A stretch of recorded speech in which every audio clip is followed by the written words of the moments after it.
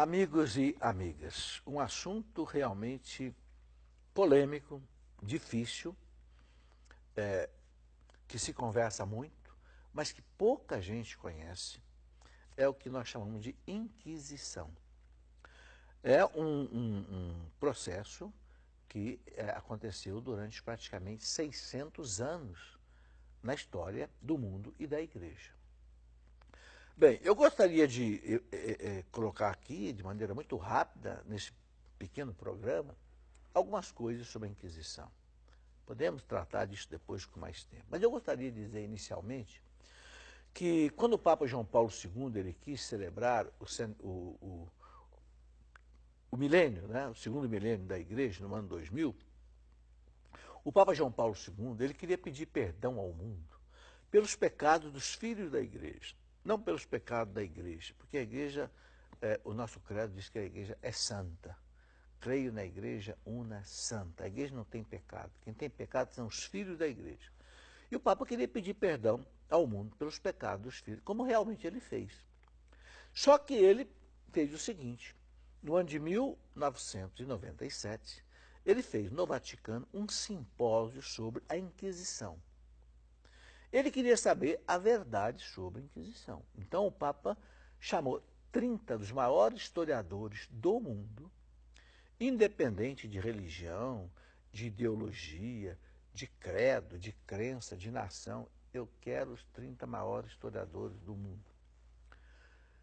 Cada um fez uma conferência sobre a Inquisição, abordando 30 temas diferentes sobre a Inquisição. Bem, foi publicado no Vaticano um compêndio chamado Le Inquisitione, 780 páginas. E ficou conhecido no mundo como o trabalho mais atualizado sobre Inquisição. Você imagina reunir 30 grandes historiadores. Muito bem, eu adquiri esse trabalho lá no Vaticano. Ele foi publicado na língua original de cada conferencista, francês, inglês, italiano, espanhol, etc. Com base nesse simpósio, eu escrevi um livro que eu chamei de Para Entender a Inquisição. E aí a gente entende que é completamente diferente o que está ali do que muitas vezes se coloca hoje nos colégios, nas universidades e etc. Bom, eu gostaria de colocar aqui rapidamente as razões por que aconteceu a Inquisição. Agora, é muito importante que tudo seja entendido no contexto da época. Porque, repito aqui, o maior crime histórico ou de historiografia que se pode cometer é alguém pegar um fato lá do ano de 1200, quando começou a Inquisição, e querer analisar com a mentalidade, com a cultura do século XX. Não vai entender nada, vai interpretar tudo errado e vai fazer a maior injustiça histórica sobre esse acontecimento. Então é preciso entender o seguinte: o Tribunal da Sagrada Inquisição, recebeu esse nome, foi instituído pelo Papa Gregório IX no ano de 1231. 1231, guarde bem essa data, ok?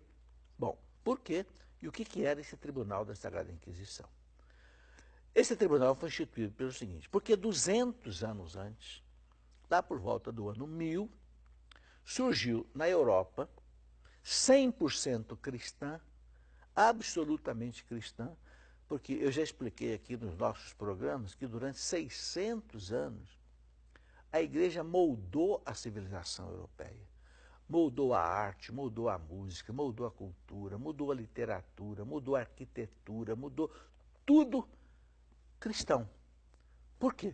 Porque quando o mundo desabou, lá no Império Romano, a Igreja foi a única instituição que ficou de pé e que criou a civilização ocidental cristã. Entende? Então, o mundo era absolutamente cristão. As pessoas acordavam com o toque do sino, iam dormir com o toque do sino, a hora do almoço era o toque do sino, tudo era o toque do sino. Por isso que os campanários na Europa têm 80 metros de altura, 100 metros de altura, até mais. porque o sino tinha que ser ouvido na cidade inteira. Ora, nesse contexto, começa a aparecer uma heresia terrível, que são chamados cátaros, que tinham a seguinte cultura. Essa mentalidade cátara veio lá do Oriente, do chamado gnosticismo, onde se acreditava no seguinte, que há dois deuses. Para poder explicar a questão do mal, que era o grande problema filosófico da época, de onde é que vem o mal? Se o mundo é bonito, não é que vem o mal? Então, essa heresia que entrou dentro da igreja explicava o seguinte, é que existem dois deuses, um Deus bom e um Deus mau. Bom, já começa errado, que Deus é um só e é bom. Mas dizia, há dois deuses, um bom e um mau. O Deus bom, ele só criou coisas espirituais, e o Deus mau só criou coisas materiais. Então criaram um confronto entre a matéria e o espírito. Então a matéria era considerada má. Então, esta anti-igreja que se criou, que era a anti-igreja dos cátaros, defendia que tudo que era material não prestava porque era coisa dos maus, do Deus mau. Inclusive, uma mulher, quando estava grávida, trazia no seu ventre uma criança, muitas vezes era morta, apunhalada. Por quê? Porque era considerado que ela trazia no ventre uma obra do Deus do mal. Ora, isso causou na cristandade uma revolta tremenda. E o que acontecia? Os reis cristãos, que também eram cristãos, né, muitas vezes colocavam esses líderes cátaros na fogueira. Isso 200 anos antes do Papa instituir o Tribunal da Sagrada Inquisição, que eu já expliquei, que foi no ano do 1231. Lá no ano 1000, o rei francês já tinha colocado 13 líderes cátaros na fogueira. E o povo aprovava isso. Inclusive, quando começaram a prender alguns desses cátaros e queriam que a igreja o julgasse, um fato interessante que aconteceu é que um bispo, né, ia julgar um grupo desses, quando viu, o povo tinha invadido a cadeia, retirado os cátaros da cadeia, colocado numa choupana, tocado fogo e matado todo mundo. 200 anos antes da igreja instituir o Tribunal da Sagrada Inquisição. Por que a igreja então instituiu o Tribunal da Sagrada Inquisição? Porque a igreja foi pressionada de todo lado. Os reis cristãos, a igreja tem que entrar nessa luta contra os cátaros. Então o que a igreja fez? A igreja constituiu um tribunal. Olha o nome do tribunal, Tribunal da Santa Inquisição. Nota essa palavra santa. Isso não foi cinismo da igreja. Não, foi reta intenção. O que era esse tribunal? Esse tribunal, constituído pelo Papa Gregório IX, foi um tribunal onde ele pegou os melhores teólogos da época, inclusive vários santos. São Domingos de Gusmão foi inquisitor. Penhaforte, da Espanha, São Raimundo Penhaforte, da Espanha, foi inquisitor. São Pio V, que depois foi Papa, era inquisitor.